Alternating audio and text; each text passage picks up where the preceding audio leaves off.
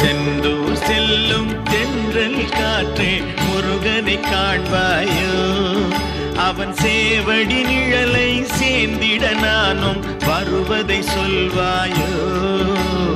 செந்தூர் செல்லும் தென்றல் காற்றே முருகனை காண்பாயோ.